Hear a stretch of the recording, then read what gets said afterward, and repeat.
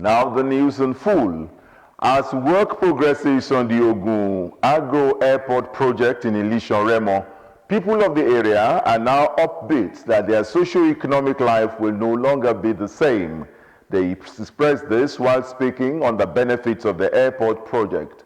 Matthew Showmi completes the report.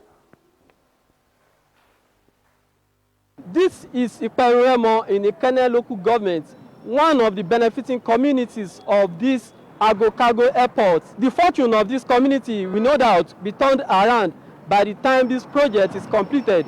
And the people are really excited and are anxious to welcome the first Abeokuta airport in Ogun State. With everything needed for the completion of the Ogun Abeokuta airport project provided, men and machines working day and night, the people of Ilishan and by extension Ogun State is set to witness the birth of an Abeokuta airport that is expected to create an agro-industrial hub spreading to different communities in Shagamu, Iperu and Ilishan Remo, and which will set the tone for total transformation of the economy of the state. The need to have a feel of what is on the ground and the realization of the December deadline for the completion of the project took us to the project site, and this revealed efforts by the contractor to deliver the project on the expected date, as a lot of hands are being engaged within and outside the community. From the asphalt plant, the runway, to the control tower, nothing is being left to chance to deliver the project, which will not just serve the need of the hub of agro-industries, but will change the narratives of the socio-economic life of the community and the state. It will increase commercial activities of this town. It will increase house rent. It will increase population. Everything. When we are talking of business. After all these things have been put in place, I strongly believe that people will come in to come and put another more companies around this place. They would like to patronize around this place. At the end of the day, this place will be more developed than this one. Something that will improve a lot of things in our area. Everybody will benefit. You don't have anything that you are doing. By the time you get to that place, you have something doing.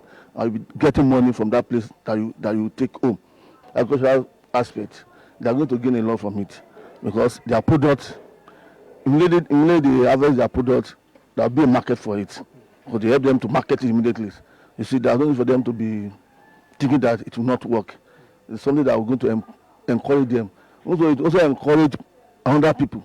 Thousands of hands are already engaged on the project, while tens of thousands of employments will be created directly and indirectly by the time the airport begins operation. This, the people believe, will be one of the huge benefits of the Abeokuta airport. Economic and commercial activities they add will also improve with the increase in population to be brought about by the project. The agro-processing hub to be created around the airport will also give birth to more agro-allied and processing industries. The harvest feed agro-allied industry is one of the agro-allied industries already operating around the corridor of the airport. Chairman of the industry speaks on the expected benefits of the airport and what needs to be done to fully benefit from the value chain. As a key stakeholder in the agro-processing sector in Ogun State, I believe the advent of this cargo airport will assist Ogun State, shoot Ogun State up in the committee of states in Nigeria, and in actual fact in the world, in agro-processing. We are one of the biggest cassava processors in Nigeria as it is, one of the largest starch producers in Nigeria, and we source our cassava, from hundreds, thousands of farmers in Ogun State. We hope that with the cargo airport, power supply will be improved within this. OGTV News. The Ogun State government has described as false information social media reports that some medical equipment donated to the state hospital Ota have been moved to other state hospitals in the state. The report was debunked on a visit by OGTV to the state hospital in Ota, where the said equipment were seen being used. Bumi Adigun, who was at the hospital, met with the chief medical director, who said the report is completely false. His report. At the state hospital Ota in use at the hospital theater, contrary to rumor going round that has been taken away from the hospital, especially the dialysis machine. The State Hospital Altar, through the effort of the state government, got the nod of some development partners who donated some structures to the hospital alongside some equipment worth millions of naira. The equipment have since been put to use in the hospital until an online report went viral claiming they have been moved to other state hospitals. This took our crew to Altar to see the situation of things. Medical director explained further that all the projects are intact within the hospital and no one has taken anything away. As you can see the facility, everything is intact, and we have started using it shortly after it was commissioned in November of last year. So it is a surprise to me to learn that the place was looted out. And as you can see, the thing is there. The only thing that was taken away was just one anesthetic machine, of which we have two, and two dialyzing machine, of which we also we have two. You will see, I'm sure you have seen the two. They are being used. At least the anesthetic machine is being used. We have a dialyzing machine, a center that is being donated by Lions Club International. The construction is almost finished, and once that one is done, we will be able to move that one there too, and we'll be using it along with others that are still being that will still be donated. So I don't know where those who are spreading the rumor that the facility was looted got their information from. It's not true, as we can see it here now. The State Commissioner for Health, Dr. Tomi Koka, who was away on a state function, cleared the air on the issue via telephone call. So the first thing is the equipment were donated to Ogun State for COVID response. Okay. So no hospital is leading any COVID response. State government loan equipment, and they donated 2 sets of equipment. Okay. And we distributed them according to needs analysis. And no citizen of Ogun State is every life in Ogun State matters.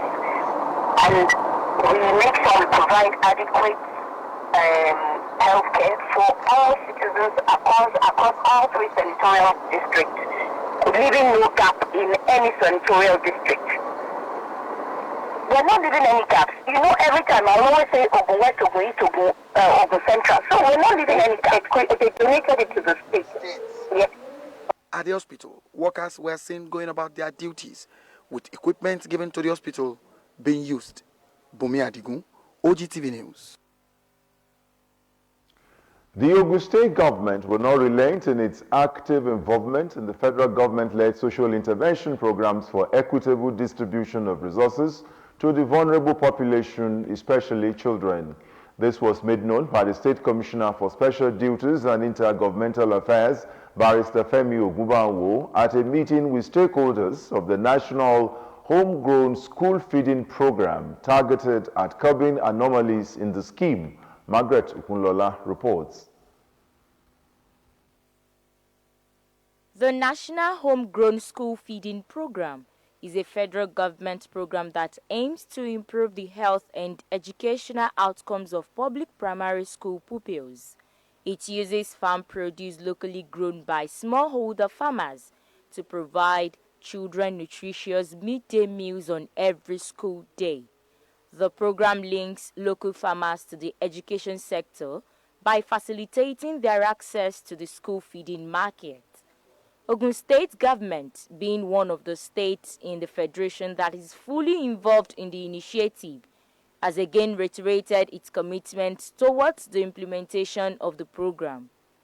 The State Commissioner for Special Duties and Intergovernmental Affairs, Barrister Femi Ogunbanwo, swung into action to curb anomalies by organizing an interactive session with stakeholders. We have noticed of recent that some of these cooks are collecting government paid money, and they are also collecting protein without feeding the children. We went round some few weeks ago and we discovered that most of them are not reporting for duties. So that's why we have decided that we should come and talk to them, because this is a program that is so dear to Mr. President and as well as our governor, President Abeokuta.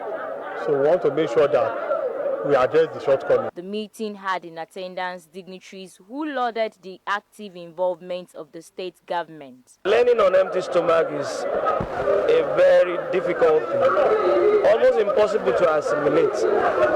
And when you look at that, you now appreciate the benefit of the program. This program has actually assisted the state in ensuring that the number of students who come to school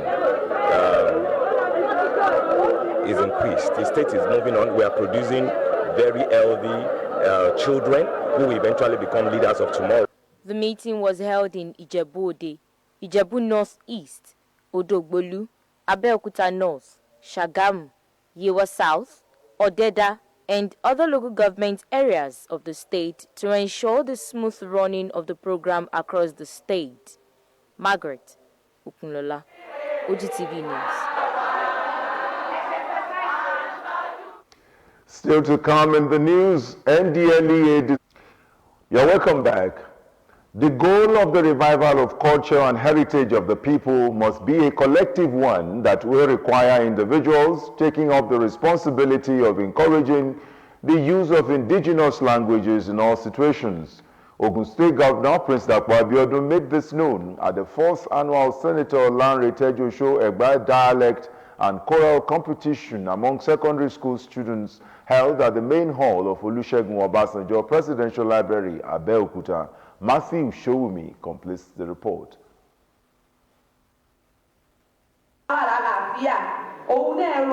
Language is the identity of a people. Students of secondary schools in Ogun Central displaying their ability to use Egba dialects as they debate drug abuse and addiction by Nigerian youth, causes, impacts, and consequences while performing choral music at the 4th annual Senator Lanre Tejosho Egba dialects and choral competition among students to promote the dialects. Ogun State Governor Prince Abeokuta, represented by Commissioner for Culture and Tourism, Dr. Toyin Taiwo, revealed that language is the vehicle of innovation and creativity which will be achieved when people are encouraged to explore the world through their indigenous languages. Reviving our culture is supposed to be the work of every one of us, because if care is not taken, our culture may go into extinction.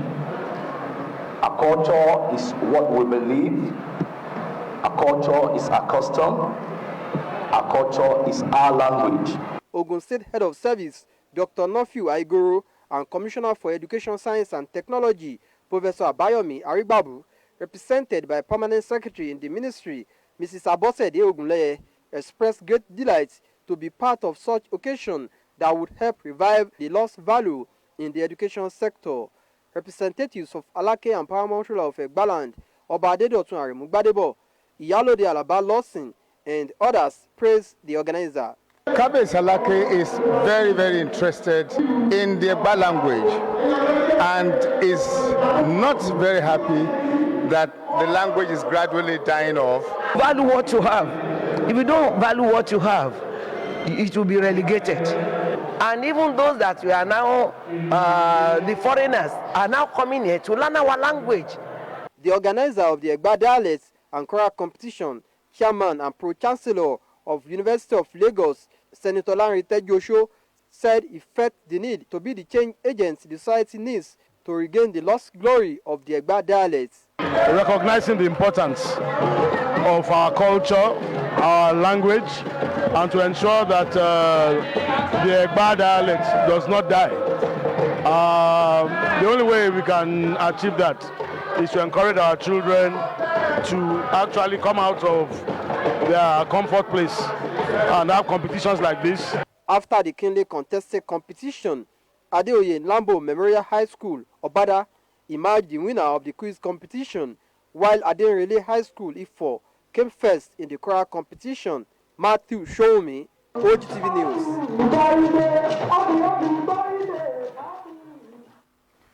The third-year anniversary and award presentation by our For Liberation Forum, ALF, will hold tomorrow, Thursday, 17th March 2022.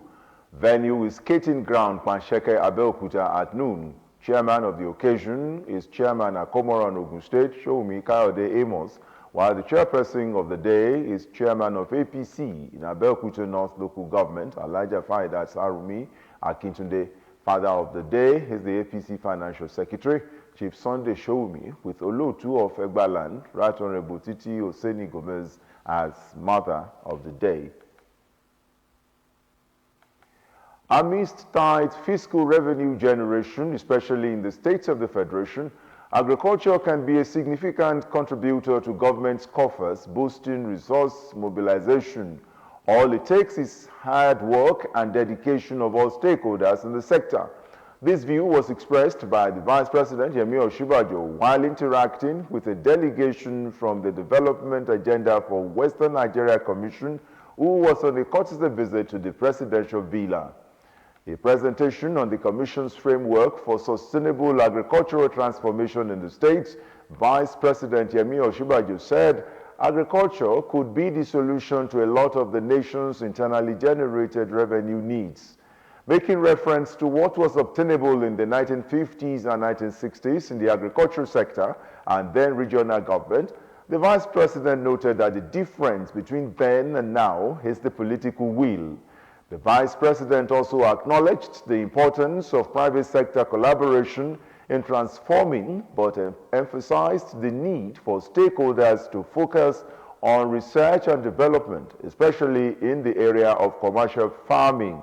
Vice President Yemi Osinbajo also received a delegation of the National Institute for Pharmaceutical Research and Development and noted that due to the centrality, especially in the age of technology, Nigerian scientists should get adequate support in the drive towards national development. The delegation, led by its Director General, Obi Peter Adigwe, made a short presentation to the Vice President on its projects with focus on 3 thematic areas. The Vice President said he was proud of the amount of work they have done, urging them to continue to ensure that they provide the leadership in terms of innovation, medical research, engineering, and all of the various other areas that are important to the nation's development. There are indications that the federal government has not accepted the stance of the National Assembly on the recent rejection of the request of President Muhammadu Buhari to amend Section 84, subsection 12 of the Electoral Act 2022. According to the Attorney General of the Federation and Minister of Justice, Abubakar Malami, the government will explore all options to find a way around it, including going to court or accepting the law as it is. His reactions came shortly after the Federal Executive Council meeting presided over by Vice President Yemi Osinbajo at the Presidential Villa, Abuja, on Wednesday. He noted that the government has 3 options available, part of which is to ask the legislators to reconsider their stance, including approaching the court or accepting the law as it is. Malami also noted that while it is the responsibility of the lawmakers to legislate, if it becomes necessary, the federal government will exploit all other options available to it. He stated that the government is here to take a full stand as to what it will do on the matter. Also commenting on the extradition request by the United States government on DCP Abba Kyari, Malami insisted that the issue has generated needless controversies, affirming that the request is still being processed. The House of Representatives has passed the Nigeria Peacekeeping Support and Participation Bill 2018, which seeks to restrict the powers of the President on peacekeeping missions for second reading. When the bill is passed by the National Assembly and signed into law by the President, it will become mandatory for the National Assembly to approve Nigeria's peacekeeping missions in other countries. The federal government will also be mandated to outline its peacekeeping activities and the costs, while the National Assembly will appropriate funds for their execution. A member of the House, Oluwole Oke, who sponsored the bill, noted that Nigeria's independence from British colonial rule in 1960, the country has been a frontline state and major contributor to United Nations and non-UN peacekeeping initiatives. Okay, noted that also in 1960, Nigeria deployed the first set of individual police officers in Africa, stressing that that country has reportedly spent over $8 billion in peacekeeping missions within the economic community of West African states ECOWAS, including Cote d'Ivoire, Guinea-Bissau, Liberia, Mali, and Sierra Leone. The UN resident and humanitarian coordinator in Nigeria, Matthias Schmale, says the food economy in the West African and Sahel sub-region is projected to reach $480 billion in 2030. Schmale said this at the 13th multidisciplinary team meeting of 15 West African countries and Sahel sub-region in Abuja to brainstorm on the way forward to the food and nutrition situation in the region. The meeting is with the theme, joining efforts to build resilient agri-food systems in West Africa and Sahel. He said the expected growth would be attributed to systemic approach undertaken by the Food and Agriculture Organization of UN in securing the development gains in the fight against hunger, poverty, and for progressing on the delivery of other sustainable development goals. According to him, the West Africa's agri-food system faces continuing challenges and a declining natural resource base, recurrent natural and human-caused disasters, climate change, and rising insecurity. He, however, appealed to West African countries to seize the opportunities to rebuild resilient agri-food systems in the region and align with the FAO's strategic framework to address structural policy constraints. Schmale noted that these significant trends would provide great prospects for the West African food system to increase production, value addition, job creation, and food security. The need for landowners to patronize registered surveyors has been stressed for proper documentation of landed property. This came to fore at the sensitization and town hall meeting organized by the Nigerian Institution of Surveyors, Ogun State Branch, at the Palace of the Olu of Shiun in Obafemi Owode local government area. Elizabeth Esson reports. Following recent situation of clashes between landowners and land grabbers due to improper documentation, informed desensitization embarked upon by the Nigerian Institution of Surveyors, Ogun State Branch, to Shiun community, educating them on the activities of surveyors and what to watch out for in identifying registered surveyors. So apart from the qualifications in the academics, you must be duly registered by SOCON with a registration number, with SOCON seal, and also evidence that you are a registered surveyor. After various enlightenment programs on various media platforms, the institution thought it wise to take the sensitization to the people at the grassroots, who are believed to be mostly at the receiving of land grabbers' shady deals. To ensure that the public knows the right people to actually patronize when it comes to land matters, because we believe that if you patronize the right people, they will be able to enlighten you and get you properly informed on how to undo your land matter instead of being scammed. When you see a building deviating from the real alignment, it means a surveyor is not really involved. The Olu of Shiun, Oba Lawrence Odeyinka, confirmed that the sensitization has further broadened their horizon on many of the activities of surveyors and benefits of proper surveying.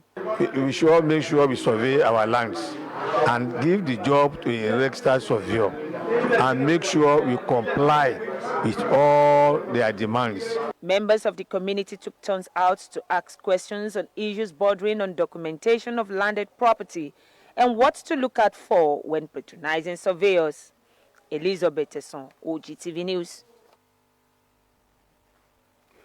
Good police-community relations is imperative for developing trust between the police and citizens. It is against this backdrop that the wife of Ogun State Commissioner of Police, Ajia Modupeola Bankole, led the executive of the Nigeria Police Officers' Wife Association, POA, Ogun State Chapter, to the palace of His Royal Majesty Professor Abeokuta Obalanlege Olota of Ota on the familiarization visit. Seyi Alao has the full details of the report. It was all smiles as the Royal Majesty Oba Abdulkabir Obalanlege, the Olota of Ota, received executives of the Police Officers' Wife Association of Nigeria, POA Ogun State Chapter, at his palace in Ota. The visit was led by POA Chairperson Ogun State Chapter, Ajia Modupeola Bankole, the wife of Ogun State Commissioner of Police, CP Bankole. In her remarks, Mrs. Bankole stated that the purpose for the visit was to show appreciation to His Royal Majesty for providing support to wives and families of police officers and to ensure that a healthy police-community relation is achieved. Courtesy visits. I've been doing this to all the area commands just to see the royal fathers there, the community, to appreciate them, giving our husbands and father of our children a conducive atmosphere to discharge their duties. I think it's better for me to say thank you and always to ask for more. His Royal Majesty, the Olota of Ota, Oba Abdulkabir Obalanlege, said he is delighted to host the esteemed wives of Nigeria police officers. He also promised to give the officers and their family support where necessary. They have been posted out of their comfortable area. So they left their families behind and they are looking after. We continue to look after your family wherever they are. Continue to look after you here as well. The monarch also appealed to the federal government to improve the welfare of police officers. How can we be accusing police of corruption when their salary is too equal to make them to live above the board? And I want to approach the government to improve the welfare of officers, including their salaries. From the palace, the Police Officers' Wives Association visited Ijamido Children's Home Ota and Police Children's School Osuke Ota, where they donated various gifts to the children. They wrap up the day with a visit to Sango Ota Area Command, Seyi Alao, OGTV News. The National Drug Law Enforcement Agency has vowed that the General Overseer of Christ Living Hope Church, Reverend Ugochukwu Emmanuel Ekwem, arrested with drugs at the Murtala Mohammed International Airport, would not be treated differently. This is as the Anti-Narcotic Agency clarified that his cleric status would not confer on him any preferential treatment during ongoing investigation and possible court processes. The report earlier added that operatives of the NDLEA arrested the cleric while on his way to a 3-week crusade in Nairobi, Kenya, with 54 sticks of drugs wrapped around his body. He was arrested on Monday, 7th March, during the outward clearance of passengers on Ethiopian Airlines flight to Nairobi via Addis Ababa. A high court sitting in Port Harcourt has sentenced 3 persons to death by hanging over the kidnap and murder of former Director of Finance in the Rivers State Ministry of Health, Charles Nwogu. The 3 persons, Andy Clement, Godfrey Hansen, and Chima Nwokoma, were facing 9 counts of conspiracy and murder, while 2 suspects, Obinna Okerofo and Ogechi Innocent, were discharged and acquitted from the charges after 11 years of litigation. The presiding judge, Justice Adolphus Enebeli, in his judgment, held that the trio kidnapped and murdered Charles Nwogu at his residence in Rivers State in 2012. Justice Enebeli said the prosecution was able to judiciously prove the case of conspiracy, kidnapping, and murder charges brought against the 3 convicts. According to him, The convicts contravened Section 1, Subsection 1 of the State Anti-Kidnapping Law, as well as Section 319 of the Criminal Code, adding that the various laws stipulated hanging by death upon conviction. You're watching OGTV News. Business News is next. Simia Tabaru is standing by.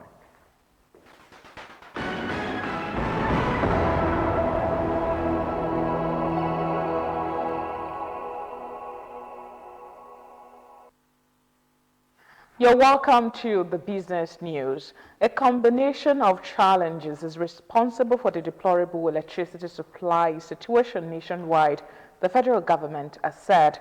The Minister of Power, Abubakar Aliyu, however, said the challenges are being addressed.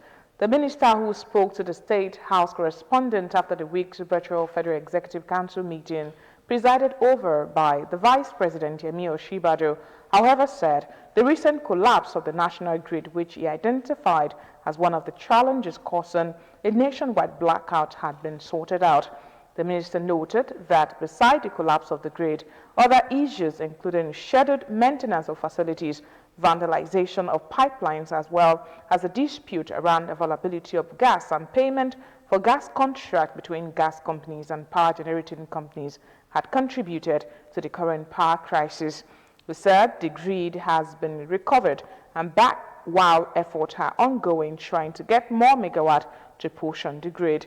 The minister also clarified the quantity of generated electricity in the country, saying there is a capacity of 8,000 megawatt with the one on the grid embedded and captive. Nigeria recorded 1.94 trillion naira foreign trade deficit in 2021. Figures obtained from the National Bureau of Statistics has revealed, according to its foreign trade and goods statistics of Q4 of 2021 report. This was an improvement from 7.37 trillion naira trade deficit recorded in 2020. Also, the data revealed that Nigeria's total foreign trade rose by 22.61% in 2021 to hit 39.75 trillion naira. The NBS also disclosed that total export for 2021 stood at 18.91 trillion naira, while total import stood at 20.84 trillion naira, leaving a trade deficit of 1.94 trillion naira. The International Monetary Fund has said higher food prices as a result of the Russia-Ukraine war might cause unrest in Nigeria, other sub-Saharan African countries, Latin America, the Caucasus, and Central Asia.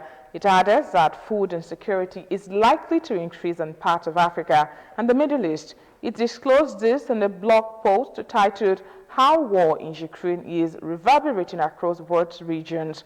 It said steeper price increases for food and fuel may spur a greater risk of unrest in some regions, from sub-Saharan Africa and Latin America to the Caucasus and Central Africa, Central Asia, while food insecurity is likely to further increase in part of Africa and the Middle East. The federal government is planning to tap $2.2 billion by this month or next of the money it's raised in a Eurobond sale post last year and target more local borrowings in 2022 to help fund subsidy on premium motor spirit, particularly and popularly called petrol. The Minister of Finance, Budget and National Planning, Ahmed Zainab, has said. It was also gathered that Nigeria's crude oil production dropped from the 1.399 million barrels per day figure recorded in January this year to 1.258 million barrels per day in February.